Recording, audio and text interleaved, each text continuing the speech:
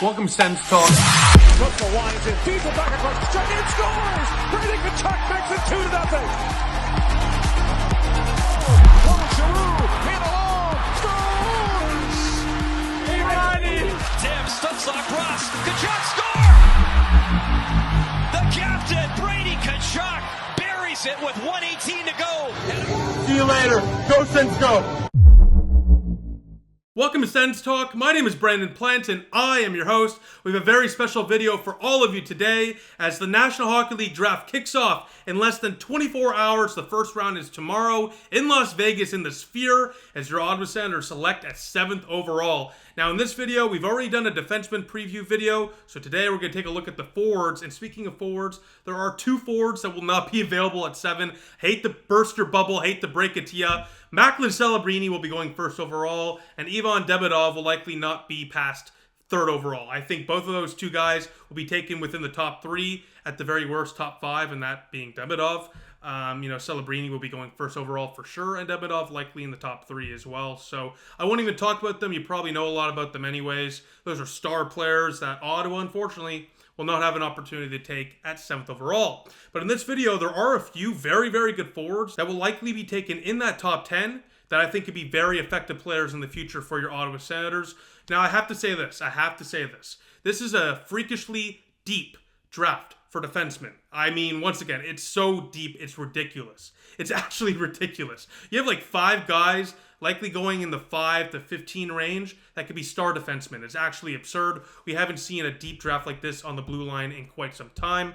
And I'm not taking anything away from the forwards, specifically the ones I'm mentioning in this video. But if Ottawa doesn't take a forward I mentioned in this video, and they miss out on one of those defensemen and just go way off the board on some random forward like we've seen in the past, frankly, I won't be thrilled, I'll be honest with you, because the defenseman available in this draft, if you're not taking one of these forwards, is a miss. Once again, take best player available. These players will qualify at 7th overall for best player available, just like some of those defensemen like Zibuim, Silyev, etc., Sam Dickinson, Perrick, of course. I'm missing some guys. You're probably going crazy in the comments, but you get the point. There's a lot of talent, and I think there's more talent at defense. So if you're not taking one of these guys, I will be disappointed.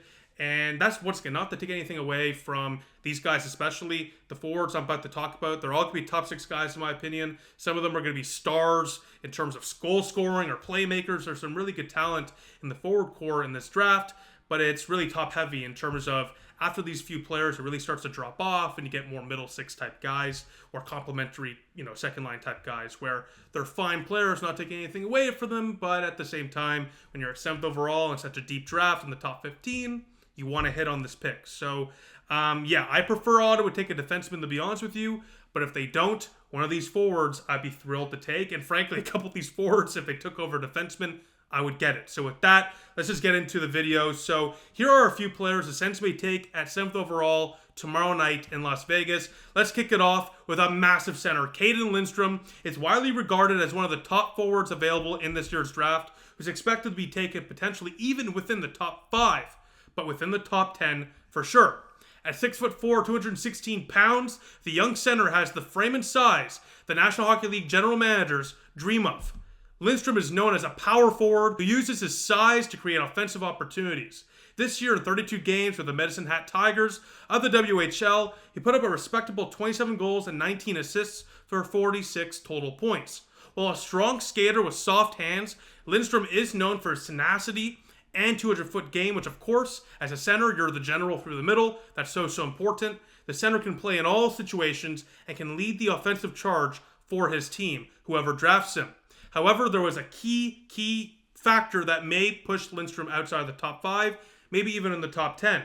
He missed a lot of last year due to a back injury, and he does have a injury history as well, which is a massive cause for concern, which is why some draft models and some teams and some, journalists and whatever are a little wary on the pick because, once again, at such a young age, they have such a history of, injuries, especially as a center, which is a very physically dominant type of position. You got to be, you're taking a lot of jabs, you're taking a lot of board battles, you're taking face-offs, you're crouching. It's a very physically demanding position. That is very concerning. But once again, when you have a skill set like Lindstrom, sometimes you just have to take the risk. And, Lindstrom often has been compared to a Pierre-Luc Dubois, who I'm not a fan of personally. I think Lindstrom has a higher ceiling than that. But that's more so because of his potential to be a for sure top 6 guy who's built like a power forward with a good, frame and skill set, which Dubois has. I'm just not a fan of Dubois. I hate to break it to you. I think he's a bit of a lazy player. He got paid and kind of slacked off since. That's kind of why he's been moved around a couple times. Don't really know why I'm going off here on PLD, but, I don't really feel comfortable giving Lindstrom that title. I'd rather compare him, and this might seem off the books to you, to an Evgeny Malkin style of player. Now, I'm not saying he's going to be like Evgeny Malkin in terms of his point getting and, his career, because Malkin's one of the greats. But I think in terms of his style of play, he will be similar to Malkin because he can bully opponents on the ice with his size and skill. Now, will he do so as effectively as Evgeny Malkin? We'll see. But I think that's more of a better comparison than a Pierre-Luc Dubois because he plays hard, he plays tenacious, and Dubois does not. Now, moving on, Berkeley Cadden is another center who is widely regarded as a safe top 10 pick, at the very least top 15 in this year's draft, and for good reason. Ranking 4th in WHL scoring and 3rd for goals, the center may be one of the purest point producers on this list. With the Spokane Chiefs in the WHL, Cadden played in 68 games this past year, compiling an absurd 54 goals and 62 apples for 116 total points. Now, many scouts have noted that Cadden may be one of the best skaters in this year's draft class, allowing him to draw many penalties and create offensive opportunities thanks to his transition abilities and, of course, his off-the-rush abilities as well. He's also known for being a dangerous shooter who has an effective 3-level shooting arsenal with a dangerous snapper, wrister, and one-timer. This, mixed in with his shooting abilities, makes him a well-rounded threat for any team in their forward core. He can shoot, he can pass, he can do it all. As the captain for Team Canada at this year's Helsinki Gretzky Cup in the summer, Cadden led the team to a gold medal while leading the tournament in goals and points. So, once again, you're playing in the WHL, one of the top junior leagues in the world, putting up incredible numbers. If you're going over to an international tournament, you're putting up the best numbers and leading your team, to a gold medal as the captain. This guy has character, leadership abilities, and point-producing abilities. Seems like, to me, just the absolute complete package, because between his leadership, skating, and clear offensive abilities, Cadden could potentially be a steal for the team that is lucky enough to draft him. Now, I'm not comparing him to Jonathan Toews. I think he has more of a offensive ceiling than a Jonathan Toews, but in terms of his style, I compare him to Jonathan Toews because he's such a dangerous, well-rounded player who's a leader, who has good character. This is a guy that any team would be very lucky to draft because this is a guy that, in my opinion, might be a future captain in the National Hockey League if everything goes to plan. Now, next on this list is probably a player that many of you are absolutely in love in, because I am as well. Tija Ginla, my goodness. Tija Ginla is a guy that I want desperately on your Ottawa Senators. If it's not Cadden or Lindstrom, Tija Ginla is an absolute fantastic player to be taken as 7th overall. Frankly, you can make the argument for Tija Ginla to be taken over Lindstrom and Cadden. Cadden, once again, might fall out of the top 10. Lindstrom likely will be in the top 10. Ginla has shot up the draft rankings all year. He wasn't even supposed to be a top 10 pick about a year ago. Now he's safely within the top 10, and for good reason. The 6-foot-tall, 191-pound left winger who played last year with the Kelowna Rockets of the WHL put up 47 goals and 37 assists for 84 points in 64 games played. Now, as you may know, I don't think there's a team other than the Ottawa Senators that love to draft players with fathers who have played in the National Hockey League. Just look at Sanderson and Tkachuk to just name a couple, okay? They always do it. It just always happens. And Tija Ginla is, of course, the son of Calgary Flame legend Jerome Ginla. So, yeah, that certainly does not hurt either. Ginla has been around the game since birth. He knows the NHL game. He knows how to carry himself. This is a guy that, of course, I don't know him personally, but from everything I've read, is a leader, is a guy in that room that is a good character. There's a couple of guys on this list that might have some character issues. Tija Ginla is absolutely not that. He is by far a guy that could be a leader on any team. He's been around the game for a long time as well. And those are things that, and I mentioned this specifically because those are things you can't teach. You can't teach, years and years of being around NHL players and around the game like TJ Gunlaw has had. And that's why Sanderson and Tkachuk and many other players with fathers who have played in the league flourish, because they know what it takes. And TJ Gunlaw certainly knows what it takes. And that, with his offensive abilities, explains his rise up the draft rankings all year. And I have to say this, TJ Gunlaw, I mean, he's a great, in my opinion, power forward type, but his shot, I mean, my goodness, this guy screams Ottawa Senator to me. I just gotta be honest with you. TJ Gunlaw screams Ottawa Senator to me. Ginlaw was a key figure in Canada's gold medal run at the Helsinki Gretzky Cup this past year, putting up an above point per game pace with 12 points in just 7 games, 6 of which were goals. When I watch Ginlaw, and this is why I think he's a perfect pick for the Ottawa Senators, when I watch him, I see a dynamic skater who uses his body and physicality not as the main catalyst to his play, but as a complement to his play, thanks to his already elite skating abilities on his edges and his ability to read plays like a seasoned NHL veteran. I mean, my goodness. You combine the hockey IQ to the edge skating abilities of TJ Ginlaw on top of his, physical tools, and this is a player that as a power forward will dominate for any team. This is a guy, if you're an NHL GM, you got to be giddy about, no doubt about it. And once again, my point about all of this is very simply, while you can see TJ Ginlaw as a power forward, which he is, no doubt, he isn't your prototypical type of power forward. He's got an insane amount of skill and an NHL-ready shot that makes his physical tools a complement to his overall skills. Once again, it's a complement. So, you already got the offensive abilities and hockey IQ and skating abilities. Add, the physical tools to that, belt of talent. And my goodness, you got a complete package here in TJ Ginlaw at the left wing position.